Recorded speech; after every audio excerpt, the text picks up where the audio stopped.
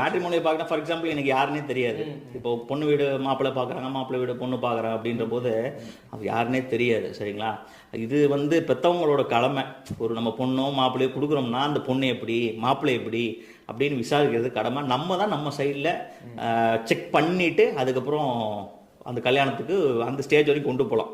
இல்லை ரெஜிஸ்டர் ஆஃபீஸில் இதை பற்றி நம்ம விசாரிக்கலாம். ஒரு ஆணோ ஒரு பெண்ணோ ஏற்கனவே திருமணம் ஆனவங்க அப்படிங்கிறத கண்டுபிடிக்க முடியும். கண்டுபிடிக்கலாம்.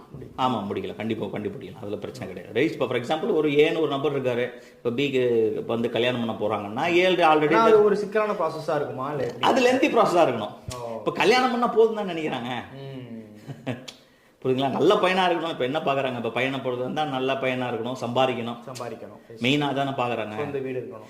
சொந்த மெயின் சொந்த வீடு இருக்கணும். அது இதெல்லாம் பார்க்குறாங்க. பெண்களுக்கு ஓகே, பெண்களுக்கு பார்த்தீங்கன்னாக்கா 25 மேலே தாண்டிச்சுன்னா சீக்கிரம் கல்யாணம் பண்ணணும். அவங்களுக்கு இந்த தோஷங்கள் இருக்குன்னு சொல்லுவாங்க.